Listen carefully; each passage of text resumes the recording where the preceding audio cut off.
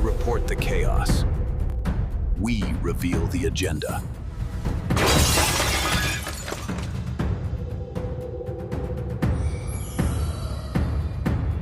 Good evening and welcome to ATM. Look at this image. A sea of blue and green, millions of people united by poverty and ideology. This was the People's Republic of China in the 1970s, a nation largely isolated and struggling economically, where daily life revolved around collective efforts and basic necessities. It was a time of profound unity, yet also widespread hardship, defining an entire generation. Now, look at this. A forest of steel and glass, a testament to unimaginable wealth and power.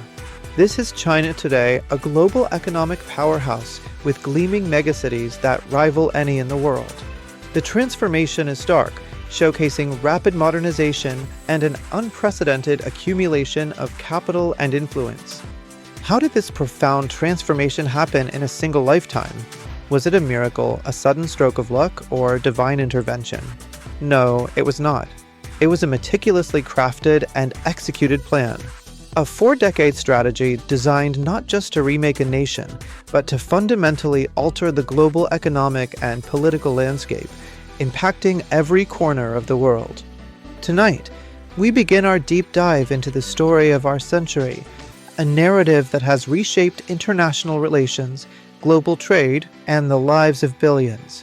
This is the story of how China rose to become an economic titan, a journey filled with strategic decisions and unforeseen consequences that continue to unfold. The story begins not in Beijing, the traditional seat of Chinese power, but surprisingly in Washington, D.C. In the 1970s, the Western world, spearheaded by the United States, made a monumental bet, a strategic decision that would reverberate for decades to come and fundamentally alter the course of history. The theory behind this bet was deceptively simple. If we open our markets to China, if we engage with them economically through trade and investment, their communist state will inevitably become more democratic. This belief was rooted in the idea that economic liberalization would naturally lead to political reform, fostering a more open and pluralistic society. It was, perhaps, the single greatest miscalculation of the 20th century, a profound misunderstanding of China's long-term ambitions. While America saw a potential partner, a nation that would eventually conform to Western ideals, China's new leader, Deng Xiaoping, saw a unique and unparalleled opportunity to leverage Western engagement for his nation's strategic advantage. His strategy was legendary, encapsulated in the now famous dictum, "Hide your strength, bide your time." This wasn't merely a suggestion. It was a guiding principle for China's foreign policy and economic development, emphasizing patience, strategic accumulation of resources, and a cautious approach to global power projection until the opportune moment arrived. China followed Deng's plan with ruthless efficiency and unwavering determination. They systematically transformed the nation into the factory of the world, a global manufacturing hub producing goods for every market. This involved massive industrialization, the establishment of special economic zones, and an unparalleled focus on export-driven growth, fundamentally altering global supply chains. This unprecedented industrial boom was fueled by the largest human migration in history, as hundreds of millions of people left their rural homes for the promise of work in the burgeoning coastal megacities. This massive internal migration provided an abundant and eager labor force, essential for powering the nation's rapid economic expansion and manufacturing output. These workers toiled for punishing hours in often grueling conditions, assembling the vast array of toys, clothes, and electronics that would eventually stock the shelves of every major store in the West. Their labor was the engine of global consumerism, providing affordable products that became ubiquitous in households across North America and Europe. The world, particularly Western consumers, got cheap goods, a seemingly endless supply of affordable products that improved living standards and fueled economic growth. But what did China get in return for becoming the world's workshop? It got our capital, our investment, and crucially, it got our technology, often through joint ventures and technology transfer agreements. It accumulated the vast foreign currency reserves that would become the bedrock and foundation for its ambitious global aspirations and strategic initiatives. Every single dollar a Western consumer spent on a product proudly bearing the Made in China label was, in essence, a dollar directly invested in China's long-term plan, strengthening its economic might and geopolitical leverage. By the early 2000s, the first phase of this grand strategy was largely complete. China had successfully joined the World Trade Organization, a pivotal moment that fully integrated it into the global economy. Its economy was exploding with unprecedented growth, and its cities were undergoing a breathtaking transformation, evolving from modest towns into sprawling, modern metropolises. But beneath the glittering surface of these rapidly rising skyscrapers, the immense profits generated from this global factory were not merely being used for urban development. They were strategically deployed to build massive ports, fund cutting-edge research and development, and forge deep, influential relationships across the globe, extending China's reach far beyond its borders. The world, in its focus on economic benefits, largely saw a humble factory worker, a nation content with its role as a manufacturing base. It failed to perceive the silent, strategic giant meticulously being constructed on the back of that labor. The era of hiding and biding was definitively coming to an end, as China prepared for its next phase. The next phase of the plan was about to commence, a period of silent, yet profound, global expansion. The world continued to see a factory, a source of inexpensive goods. However, China was not merely building factories, it was systematically building an empire, extending its influence and power across continents through economic, technological, and strategic means. The 2008 Beijing Olympics was China's grand coming-out party, a meticulously orchestrated and flawless spectacle designed to showcase to the entire world a modern, confident, and increasingly open nation. It was a powerful statement of China's rising global stature and its ambition on the international stage, captivating billions with its scale and precision. However, while the world's attention was captivated by the dazzling fireworks and athletic prowess within the Olympic stadiums, China's most significant strategic maneuvers were unfolding quietly, far from the global spotlight. These critical developments were taking place in the bustling, yet often overlooked, ports of Africa and within the resource-rich, remote mountains of Latin America, laying the groundwork for a much larger geopolitical shift. This marked the commencement of Phase 2 of China's ambitious long-term plan, a sophisticated strategy centered on leveraging its burgeoning economic power. The objective was to subtly, yet profoundly, remap the world's strategic landscape, establishing new spheres of influence and reshaping global trade routes without overt military confrontation. This silent expansion was designed to integrate nations into a China-centric economic order. In 2013, President Xi Jinping officially unveiled what would become the masterstroke of this strategy, the Belt and Road Initiative, or BRI. Initially, many in the West perceived this as primarily a massive, ambitious infrastructure project, focusing on the construction of roads, railways, and ports to boost global trade and connectivity. They saw it as a benign economic endeavor, a way to connect distant markets. Yet, the BRI was always far more than just roads and bridges. It was conceived as an intricate network of strategic arteries, encompassing deep-water ports, vital pipelines, high-speed railways, and extensive fiber optic cables. Every component was meticulously designed with a singular, overarching objective to fundamentally reorient the global economy, shifting its gravitational center of trade, finance, and influence firmly towards Beijing, creating a new world order. The China-Pakistan Economic Corridor, or CPC, stands as a prime and compelling example of the BRI's strategic depth and its transformative potential.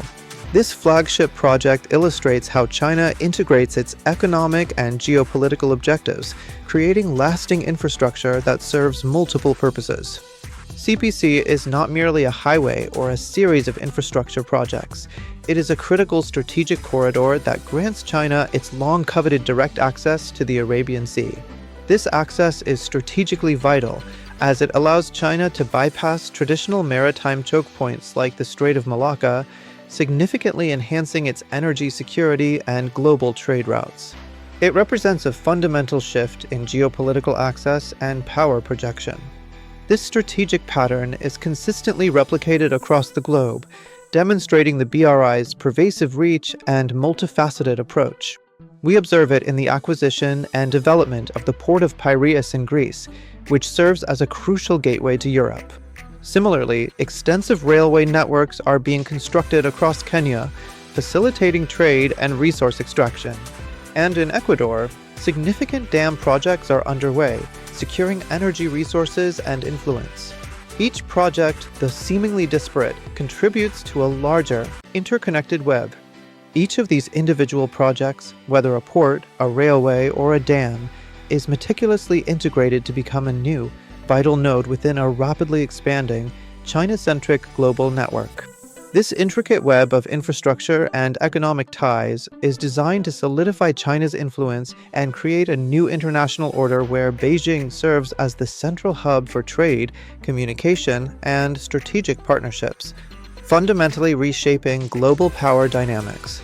Nowhere has this comprehensive strategy proven more effective and transformative than across the African continent. While Western nations typically offered financial aid accompanied by stringent conditions concerning human rights, democratic governance, and fiscal transparency, China presented a distinctly different and often more appealing proposition to African leaders. This approach resonated deeply with nations seeking rapid development without perceived external interference. China offered billions in loans specifically earmarked for critical infrastructure development, crucially, with virtually no political strings attached. This meant African nations could secure funding for ambitious projects like modern highways, state-of-the-art stadiums, and even presidential palaces, without having to adhere to Western-imposed governance or human rights benchmarks. This non-interference policy proved highly attractive to many developing nations. In exchange for these substantial investments and infrastructure development, China secured unparalleled access to Africa's vast and critical natural resources, including essential minerals like cobalt, copper, and significant oil reserves. Beyond resources, this engagement also cultivated a powerful bloc of nearly 50 loyal votes at the United Nations, significantly bolstering China's diplomatic influence on the global stage and shaping international policy discussions. However, the most ingenious and arguably brilliant aspect of this silent expansion was its less visible dimension. Beyond the tangible physical roads, railways, and ports, China was simultaneously constructing an equally vital, yet often unseen, digital Silk Road. This parallel infrastructure was designed to complement and enhance its physical counterpart, creating a comprehensive network of influence. This digital Silk Road involved the deployment of thousands of miles of advanced fiber optic cables, the establishment of extensive 5G networks built by Chinese tech giant Huawei, and the launch of a sophisticated constellation of Beidou navigation satellites. These interconnected digital components were designed to create a robust, China-controlled information and communication backbone across the globe, extending its technological reach. Together, these initiatives represented a monumental effort to construct both the physical and digital infrastructure that would define the 21st century. China was not merely participating in global development, it was actively shaping the foundational networks, from transportation and trade to communication and data, that would underpin future global commerce and geopolitical power, ensuring its central role in this new era. While the world largely perceived China as building bridges to foster greater connectivity and cooperation, aiming to integrate nations into a shared global future, the reality was far more intricate. In truth, China was meticulously weaving a complex and pervasive web of economic, technological, and political dependencies, designed to draw nations into its orbit and solidify its central position on the global stage. And as this intricate web continued to expand and solidify its reach across continents, the next phase of China's grand strategic plan was poised to unfold. This upcoming stage would unequivocally reveal precisely why the construction and control of this vast, interconnected web, both physical and digital, was of such paramount importance to Beijing's long-term geopolitical ambitions, fundamentally altering global power dynamics.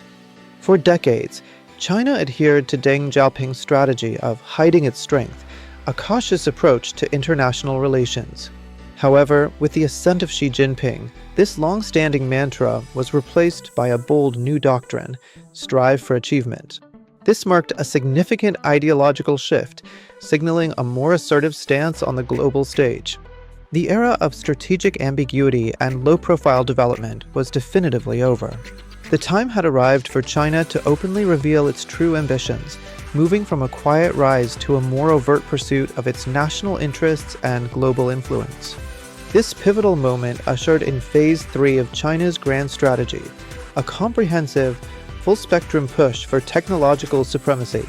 This initiative represents a direct and undeniable challenge to Western dominance across the critical industries that are poised to define the future of humanity, from artificial intelligence to advanced manufacturing.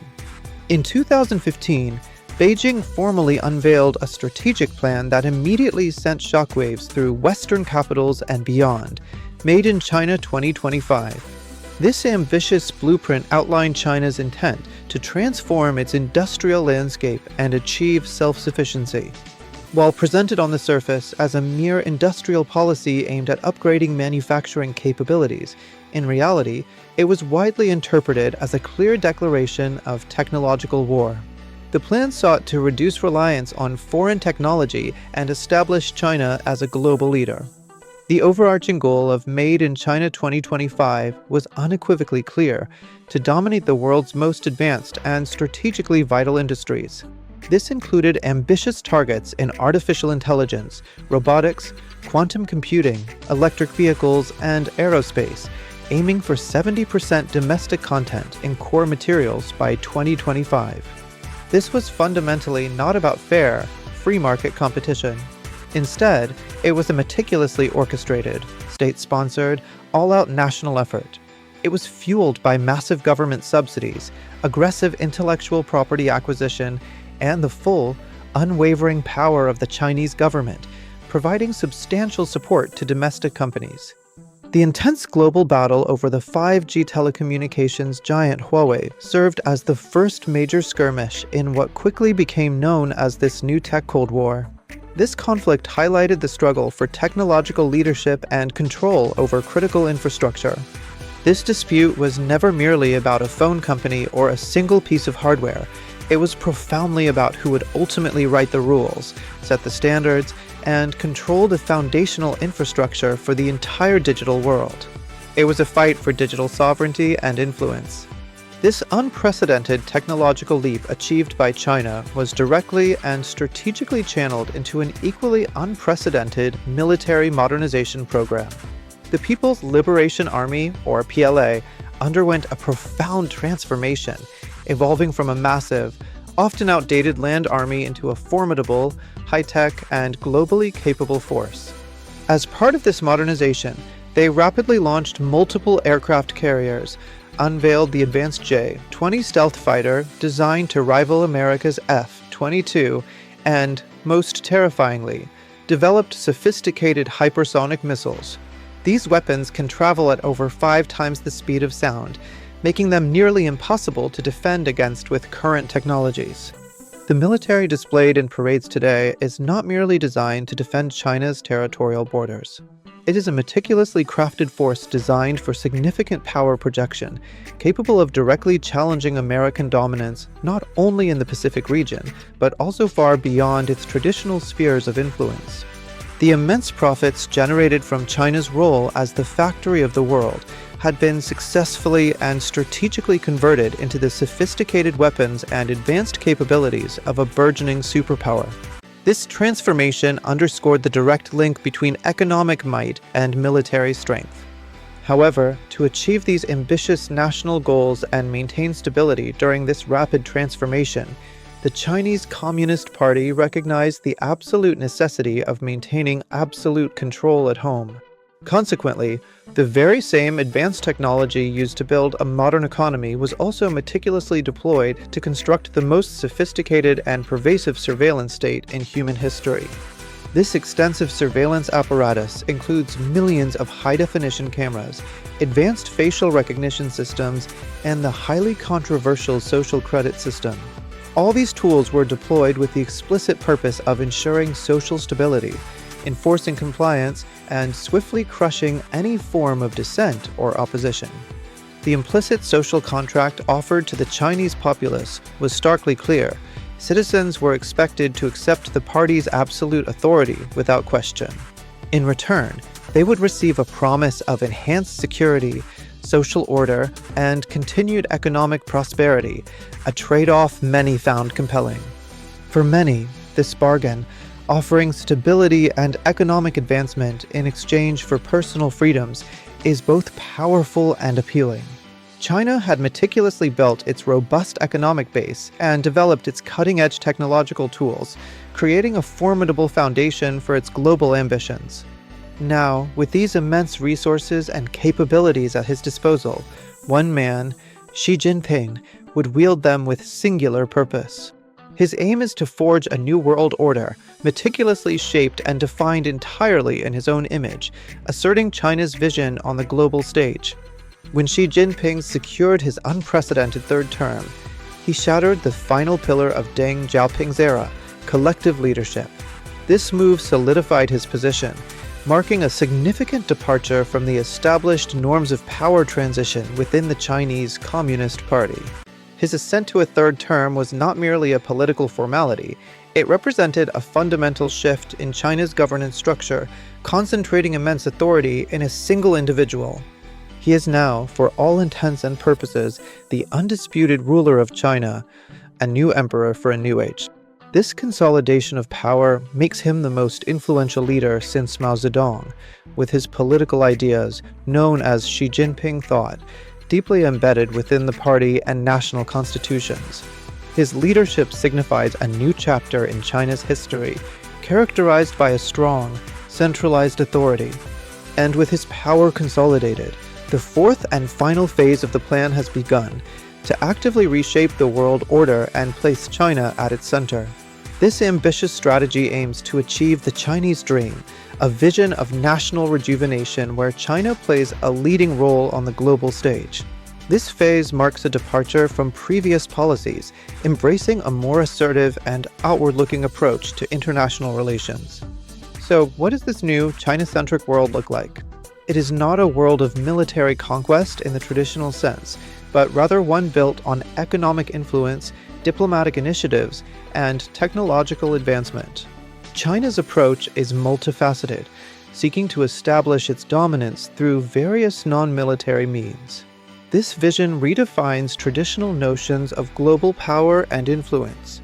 It is a world where Beijing sets the rules. It's a vision where international institutions, from the UN to the WTO, are reformed to better reflect China's interests.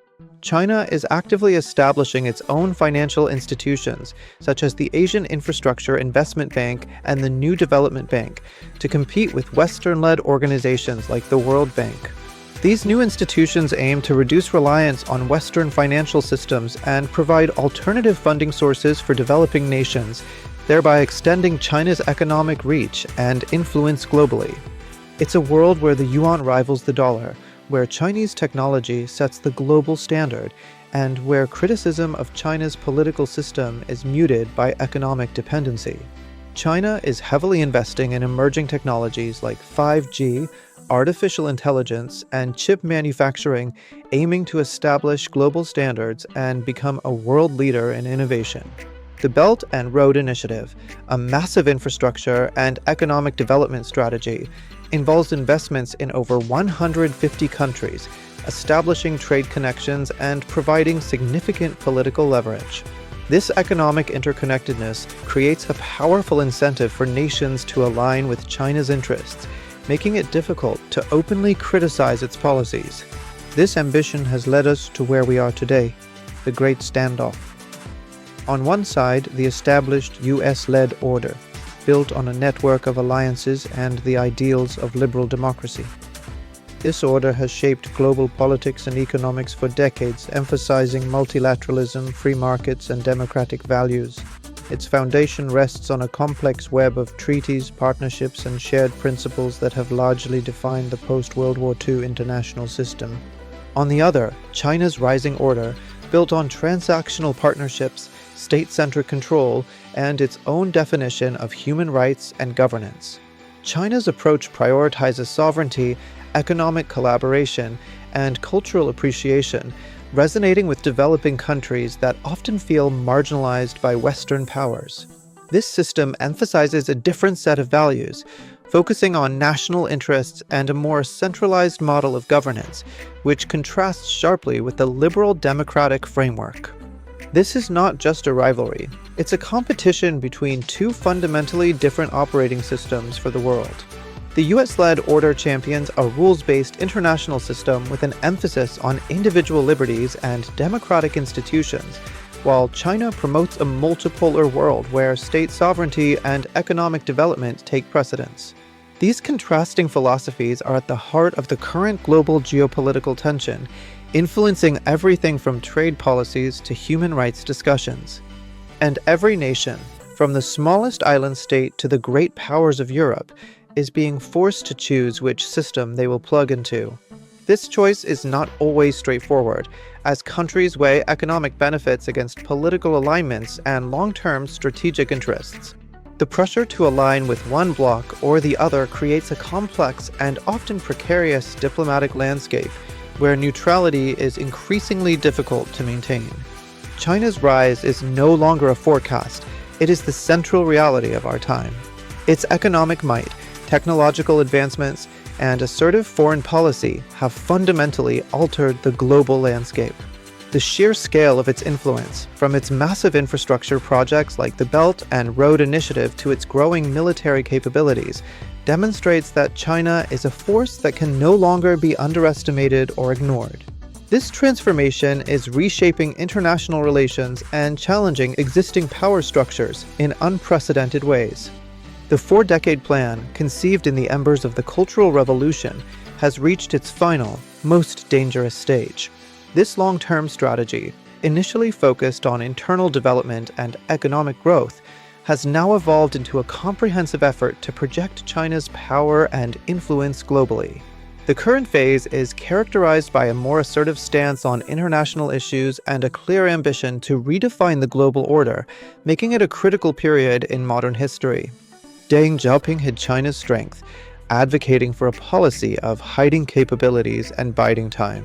Xi Jinping is now using it, adopting a nationalistic and assertive approach to foreign affairs.